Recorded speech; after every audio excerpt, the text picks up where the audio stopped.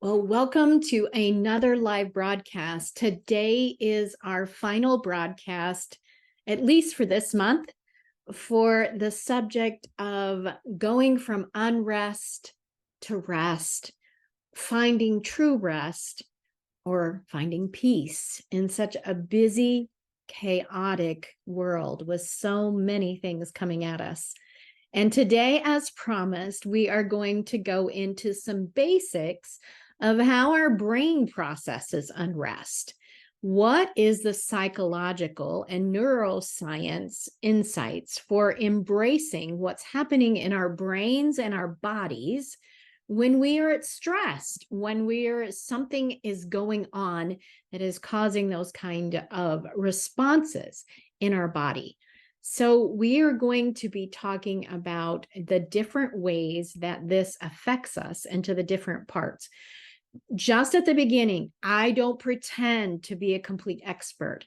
I just find this so intriguing to find out how our brain works and what is happening when different things are occurring to us. So understanding the neuroscience can help us to learn how to process things a little bit differently.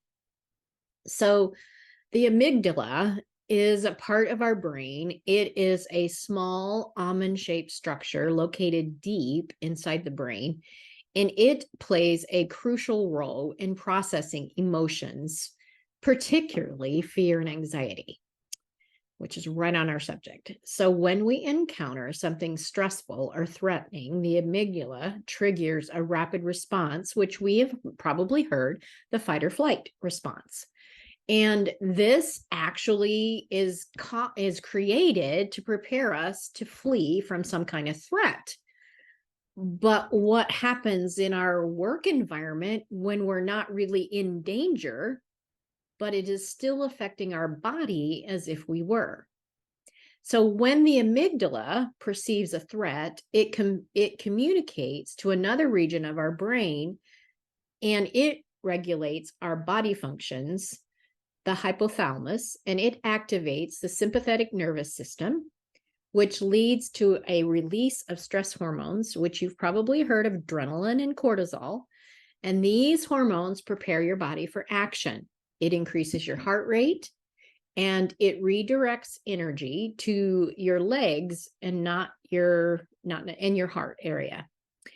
So when this is going on, you don't really need to run, but your body is acting as if you're in danger, and this is going on all the time. And when this continues to happen, it creates all kinds of dysfunctions in our body.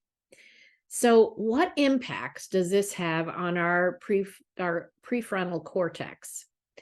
It is located in the front of our brain, and it's responsible for the higher order or cognitive functions like decision making and problem solving, and even impulse control. However, during moments of high stress, when the amygdala has activated, it inhibits this part of our brain.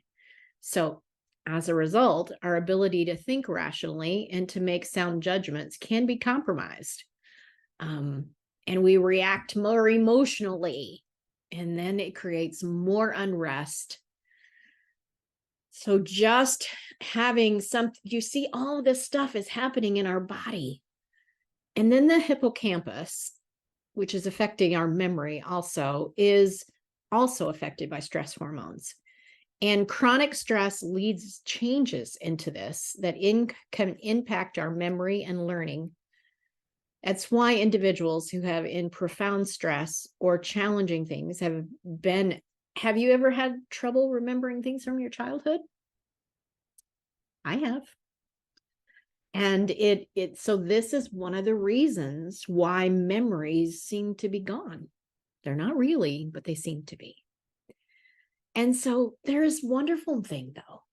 With all of this, I have good news that your brain has an ability to be creative and to adapt and to rewire.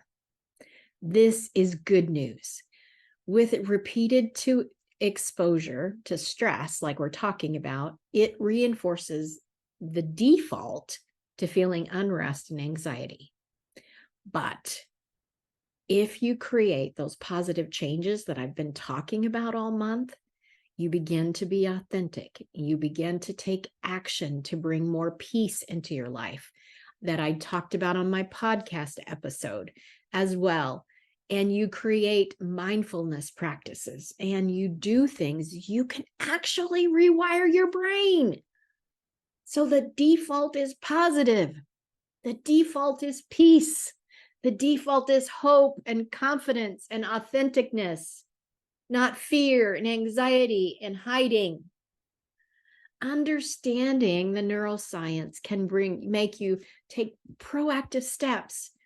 And I talked about it I think it was on the 16th, about creating stillness and mindfulness practices and meditation. Another great thing to do is exercise, some form of activity, creativity. Go listen to that one. I talked about all kinds of ways to reduce your stress so that you can, what happened to us doesn't have to be our future. Your past does not have to be your future. And learning that God created you in such a way that you don't have to let the past define you. So check out this month, I gave away a meditation. I gave away access to the Life by Design workshop. And then my big announcement for today is on the 16th of September, I will be holding an in-person Turn Your Baggage into Luggage event. This is going to be in person in the Grand Rapids area. If you happen to not be in the Grand Rapids area, it will be available virtually for you as well. So be sure to watch for that. If you haven't already seen it, it'll be coming to your inbox, your mailbox, as well as on social media. We can make a positive change to go from unrest to peace, anxiety to peace, and joy and confidence, and be authentically you so that you can live vibrantly. That's why we do what we do. So until next time, I bring you hope. Take advantage of all of these gifts that I've given this month and watch for the workshop. If you haven't signed up, do so right away. And let's turn our baggage into luggage and really dive deep on how to rewire our brain and learn new skills so that we can be all that we were created to be. So I believe in you, and I will see you next time. Bye for now.